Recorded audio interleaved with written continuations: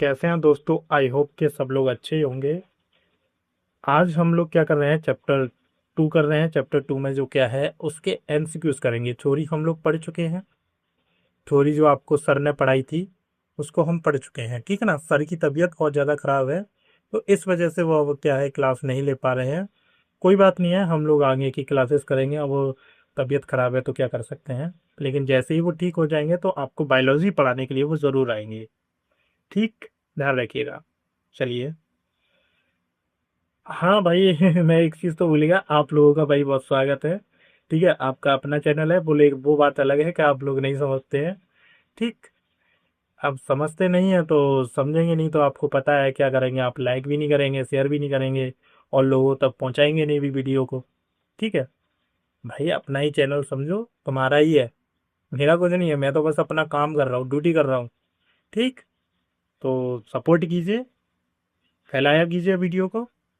हाँ, एक चीज़ और है, ये हमारा क्या है ऑफलाइन सेंटर की व्यवस्था की है। आप लोग अब मुझसे आकर के ऑफलाइन भी पढ़ सकते हैं। एड्रेस है आपका केसीएस कॉन्वेंट स्कूल, नगला कली, देवरी रोड, आगरा में। ठीक। आप आकर के मिल सकते हैं और ये मेरा मोबाइल नंबर है, मोबाइल नंबर भी ठीक लिखा है। आप डायरेक्ट कॉल भी कर सकते हैं मुझसे, कोई बात नहीं है। ध्यान रखिएगा, क्लास 6 to 8 तक क्या है ऑल सब्जेक्ट रखा है, 9 to 10 मैथ्स रखी है। मैथ को जैसे ही जैसे ही बोर्ड आपके कंप्लीट मतलब पास में आ जाएंगे तो उसमें साइंस भी इंक्लूड कर दी जाएगी।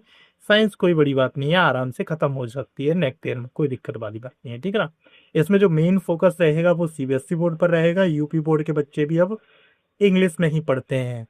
मेन बात तो ये हो गई है बिकॉज 2022 के बाद में क्या है, इसमें भी दो मीडियम कर दिए हैं, हिंदी मीडियम और इंग्लिश मीडियम।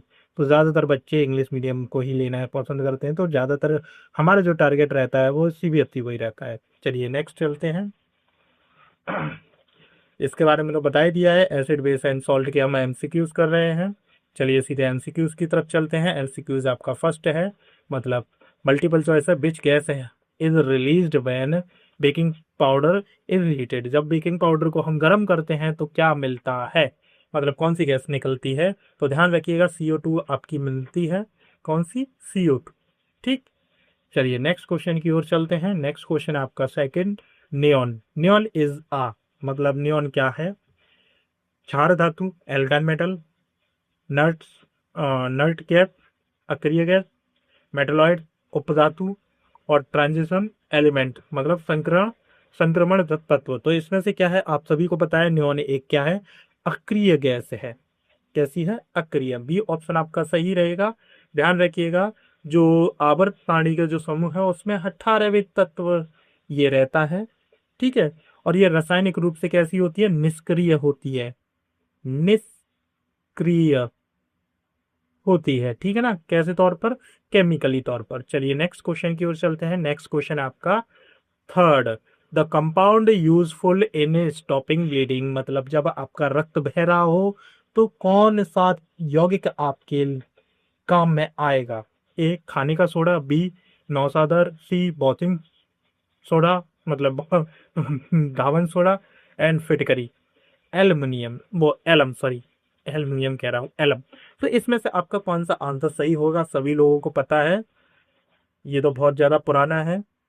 अच्छा एक चीज़ बताइए, जब आपके मतलब पिताजी का तो टाइम तो अभी चल रहा है तो मतलब यूज़ करते होंगे क्रीमी ही जो चाहते होंगे, लेकिन जब आपके दादाजी आप अपनी सेविंग बनाते होंगे तब वो एक पत्थर जैसी कुछ चीज़ को लगाते होंगे जब आपका मतलब कहीं कट जाता था, तो उसको हम एल्युमिनियम कहते, मतलब एलम कहते हैं, फिटकरी कहते हैं। ठीक है ना। जो फिटकरी होती है वही क्या है, बहते हुए रक्त को रोक सकती है, उसी को यूज़ किया जाता है। तो ऑप्शन डी आपका करेक्ट होगा। आप अपने दादाजी से पूछ सकते हैं। ठीक। चलिए नेक्स्ट क्वेश्चन की ओर चलते हैं। नेक्स्ट क्वेश्चन आपका फोर, कह रहा है the substance obtain by the passing acid carbon dioxide gap through an aqueous solution of the sodium carbonate is. अब कह रहा है कि सोडियम कार्बोनेट के जलीय विलयन के कार्बन डाइऑक्साइड गैस अधिकता से प्रभावित करने पर प्राप्त होने वाला पदार्थ कौन सा है। ठीक है, सोडियम बाइकार्बोनेट। सोडियम बाइकार्बोनेट होता है Na2CO3। ठीक है, मैं क्या कर रहा है कि वो अधिकता यूज कर रहा है CO2 की, जब CO2 को क्या मिलाएगा तो सबसे ज्यादा पहले मिलेगा कार्बन डाइऑक्साइड, मतलब सोडियम बाइकार्बोनेट। सोडियम बाइकार्बोनेट मतलब ये रहा खाने का soda, Na2C NaSeCO3, sodium bicarbonate, यही मिलता है, ध्यान रखिएगा। चलिए नेक्स्ट क्वेश्चन की ओर चलते हैं, प्रस्थान करते हैं। कह रहा है the chemical formula of the sal ammoniac is.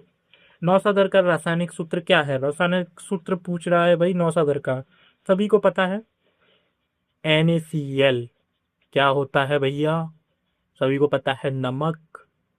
Sodium chloride नमक होता है। Na2CO3 सोडियम कार्बोनेट होता है, अभी थोड़ी पीछे पड़ा है।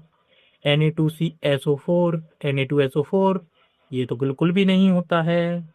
क्या होता है? NH4Cl। NH4Cl होता है अमोनियम क्लोराइड। क्या होता है?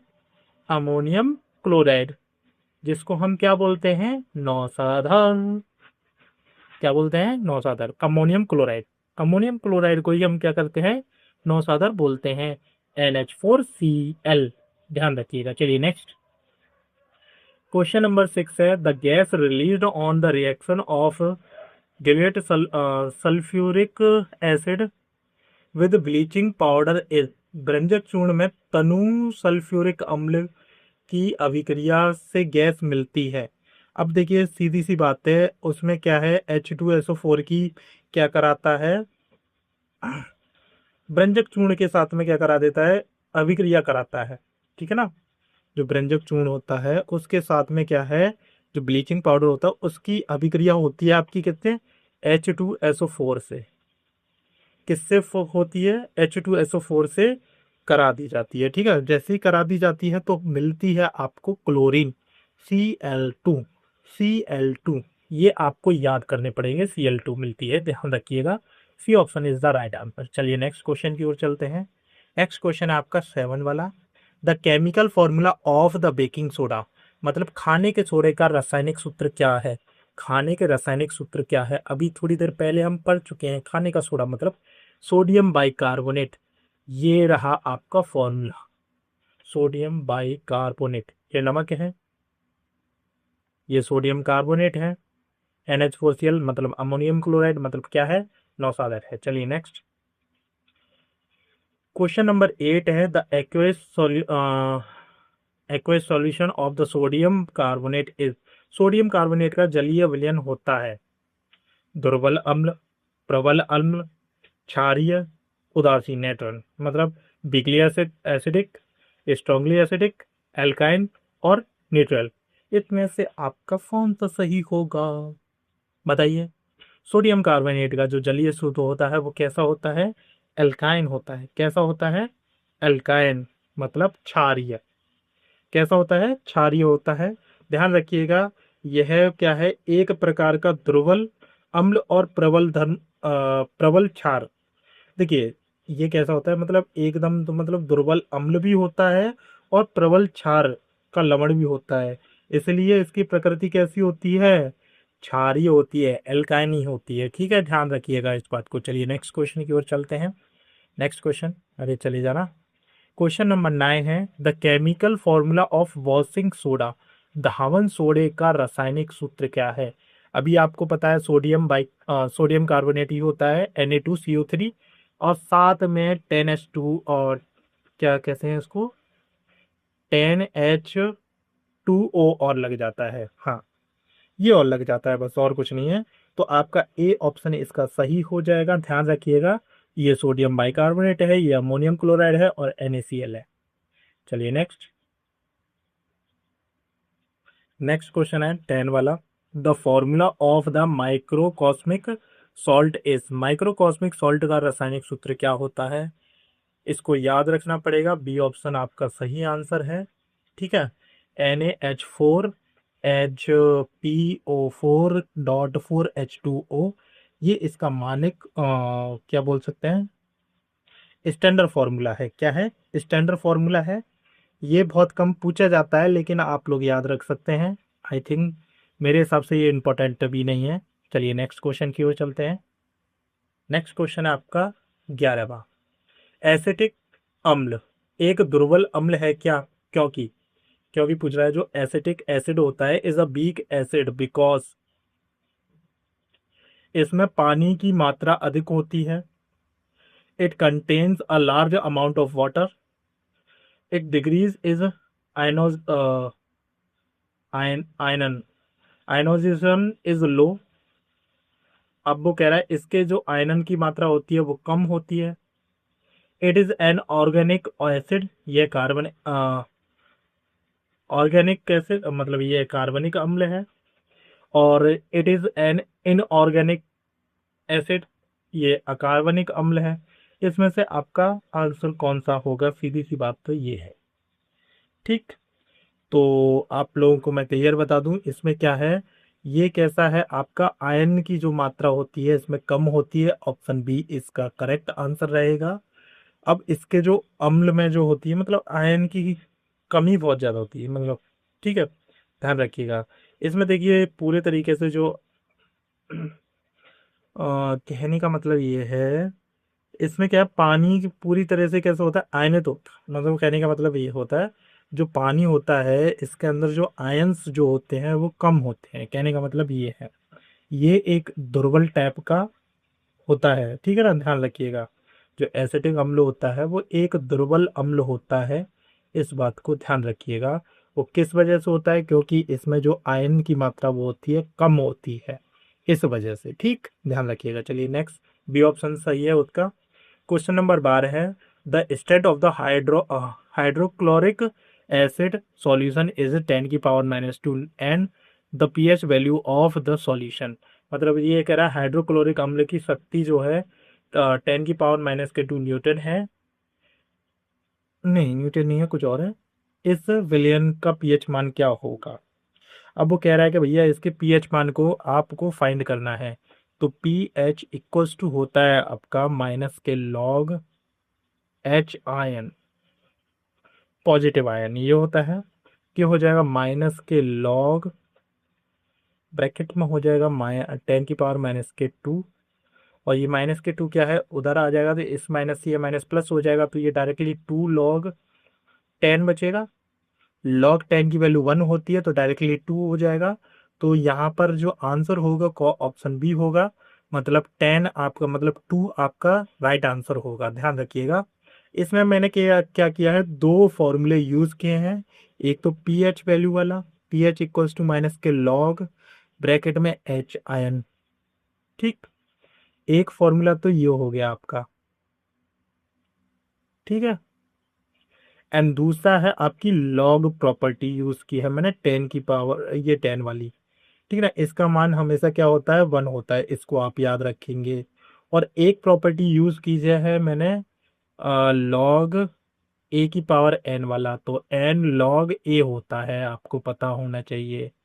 ये आप मैंने इसमें क्या है प्रॉपर्टीज यूज की हैं, इस बात को ध्यान रखिएगा। चलिए नेक्स्ट क्वेश्चन की ओर चलते हैं सीधे।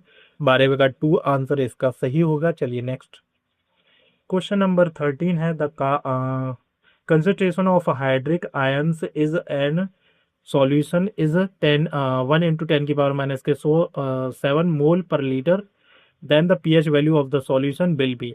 1 बिलियन हाइड्रोजन आयन का सांद्रण है, 1 into 10 की पावर माइनस के 7 मोल है, ठीक है ना। विलियन का पीएच मान कितना होगा? अब इस क्वेश्चन को मैं आप लोगों को देता हूं, आप इसको क्या करेंगे, ट्राई करेंगे जैसे मैंने पहले वाला क्वेश्चन किया है। लेकिन मैं इसका आंसर आपको बता देता हूँ, बी वाला आंसर इसका क्या आएगा, 7 आएगा। आप इसको ट्राई जरूर करेंगे।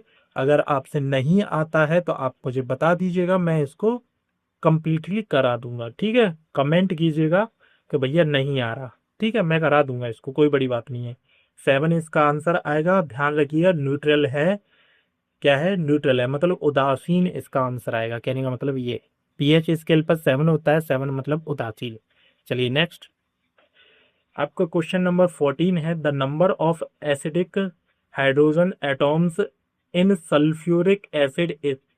सल्फ्यूरिक अम्ल में अम्लीय हाइड्रोजन परमाणुओं की संख्या है, की संख्या है। तो सीधी सी बात है, जो H2SO4 होता है सल्फ्यूरिक एलिमेंट, H2SO4। अब वो कह रहा है हाइड्रोजन की, जो अम्लीय हाइड्रोजन के परमाणुओं की संख्या कितनी हो जाएगी, 2। मतलब H के कितने हैं, 2 हैं, तो 2 हो जाएगी, सीधी सी बात है, H के 2 हैं। अब ध्यान रखिएगा। चलिए नेक्स्ट। अब ये 15वां प्रश्न है, अम्लीय अम्लीय विलयन का पीएच मान है। मतलब जो अम्लीय विलयन होते हैं उनके पीएच मान क्या होते हैं। अब मान के चलिए ये पीएच स्केल है, यहाँ पर 7 हो गया, यहाँ पर आपका न्यूट्रल हो जाएगा, ठीक है ना, न्यूट्रल हो जाएगा, इस बात को ध्यान रखिएगा।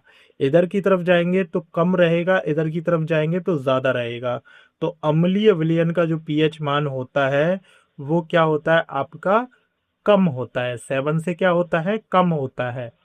क्या होता है, 7 से हमेशा कम होता है, इस बात को याद रख लीजिएगा। तो बी ऑप्शन आपका सही हो जाएगा। क्या हो जाएगा, बी ऑप्शन आपका सही हो जाएगा। चलिए नेक्स्ट क्वेश्चन। नेक्स्ट क्वेश्चन संकरण लवण है, लवण 2016 में यूपी में ये पूछा गया है। संकरण लवण है, संकरण लवण है, संकरण लवण है। तो इसमें आपका संकरण लवण के बारे में आपसे पूछ रहा है तो आपको ये बताना पड़ेगा। मतलब उपसह संयोजन यौगिक कौन सा है, सीधी सी बात तो ये है। आप उपसह संयोजन यौगिक के बारे में कहाँ पर पढ़ेंगे, 12th क्लास में आप लोग पढ़ेंगे। पूरा का पूरा एक अलग से चैप्टर है, लिगेंड्स के बारे में बात करता है। ये वाला जो पोर्शन है ये लिगेंड्स है, ध्यान रखिएगा। तो सी ऑप्शन आपका सही हो जाएगा, इसमें ध्यान रखिएगा। चलिए next question number 17, potash alum का देखिए पूछ लिया। यूपी में 2013 में पूछा गया था, 2019 में पूछा गया था, 2020 में पूछा गया था, 2021 में पूछा गया था, 2022 में, 23 में, 24 में एंड 25 जो हो गई है उसमें भी पूछा गया है पोटास एलम का, ठीक है ना, ध्यान रखिएगा। अब देखिए इनमें, देखिए इनमें आप कहेंगे कि लॉकडाउन के टाइम पर पेपर ही नहीं हुए थे, पेपर छपे थे, ठीक है, ध्यान रखिएगा, पेपर छपे थे, जो प्री बोर्ड वाले पेपर से उनमें पूछा गया था, इस बात को भी ध्यान रखिएगा लॉकडाउन वाले में। तो 17वां नंबर का क्वेश्चन है, आपसे पूछ रहा है पोटेशियम एल्यूमिनियम का फॉर्मूला क्या होगा। मैंने आप लोगों को पहले ही बताया था, याद रखिए कि K2SO4 Al2SO4 का होल तो है 24H2O। मतलब सी ऑप्शन आपका करेक्ट हो जाएगा। चलिए नेक्स्ट क्वेश्चन। नेक्स्ट क्वेश्चन आपका 18वां, जल को जीवाणु रहित बनाने के लिए उपयोग पदार्थ कौन सा होता है। देखिए 11, 14, 17, 20, ठीक है, आगे का पता नहीं है आया है कि नहीं आया, तो सी ऑप्शन आपका सही रहेगा, फिटकरी। क्या रहेगा, फिटकरी। एक मिनट, फिटकरी नहीं रहेगा भाई, एक मिनट रुक जाओ, फिटकरी नहीं रहेगा। फिटकरी तो साफ किया जाता है, ब्रंजक चूर्ण रहेगा। क्या रहेगा, ब्रंजक चूर्ण, ब्लीचिंग पाउडर रहेगा। क्या रहेगा, ब्लीचिंग पाउडर रहेगा। ये सी वाला ऑप्शन गलत है आपका, कौन सा रहेगा, ब्रंजक चूर्ण इसका सही आंसर होगा, इस बात को ध्यान रखिएगा। Bleaching powder is the right answer of this question. अच्छा, ब्लीचिंग पाउडर का फॉर्मूला क्या होता है, CaOCl2, ठीक है, CaOCl2 ब्लीचिंग पाउडर का होता है, ठीक है, ध्यान रखिएगा। अब जल को कैसा रहता है, ये आपके जल को जीवाणु रहित बनाने का काम करता है, ठीक, ब्लीचिंग पाउडर। फिटकरी केवल साफ करने के लिए यूज में आती है, मैं भूल गया था। चलिए कोई बात नहीं, नेक्स्ट क्वेश्चन की ओर चलते हैं। नेक्स्ट क्वेश्चन आपका 19वां, आग बुझाने वाले यंत्र में प्रयुक्त होने वाला पदार्थ कौन सा होता है। अब देखिए ध्यान रखिए, आग जो बुझाते हैं उसमें देखिए वो आप लोगों ने कई कई बिल्डिंगों में वो सिलेंडर जैसा देखा होगा, उसमें कौन सा पदार्थ मिला होता है उसके बारे में हम बात करेंगे। तो आग बुझाने वाले जो यंत्र होता है उसमें आपका सोडियम कार्बोनेट होता है। क्या होता है, सोडियम कार्बोनेट, मतलब Na2CO3, Na2CO3, ठीक, ध्यान रखिएगा, सोडियम कार्बोनेट का उपयोग होता है। जितने भी यंत्र होते हैं आपके आग बुझाने वाले उनमें Na2CO3। अब आप कहो कि वो बैल करती हुई जाती है उसमें तो पानी होता है, नहीं भैया उसकी बात नहीं कर रहा हूँ, मानता हूँ कि पानी से आग बुझाई जाती है उससे, लेकिन Na2CO3 उसमें होता है जो सिलेंडर टाइप के आपके टंगे रहते हैं दीवालों पर, उसमें छोटा सा मीटर होता है, पैप होती है, और वो देख जाए आपको, ठीक है, मैंने फोटो लगाया नहीं, लगाना चाहिए था मेरे पे, कोई बात नहीं है। क्वेश्चन नंबर 20 है, 1 बिलियन के हाइड्रोक्साइड आयन का सांद्रण 1 × 10⁻⁻12 मोल पर लीटर है। इस बिलियन का पीएच मान कितना होगा? सीधी सी बात है, इसका पीएच मान की बात कर रहा है। 1 × 10⁻⁻12 है। हम्म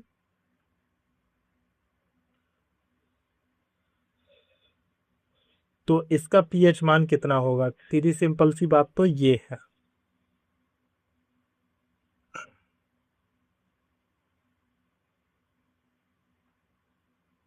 आंसर रहेगा आपका 2। ठीक है, ध्यान रखिएगा। यूपी में 2018 में पूछा गया था, इसको आपको याद रखना है। 2 आंसर रहेगा। ठीक, इसके लिए फॉर्मूला होता है पीएच मान वाला। वो मुझे याद नहीं आ रहा है। ओ एच वाला जो होता है वो मुझे याद नहीं आ रहा है। ठीक है, चलिए नेक्स्ट क्वेश्चन की ओर चलते हैं।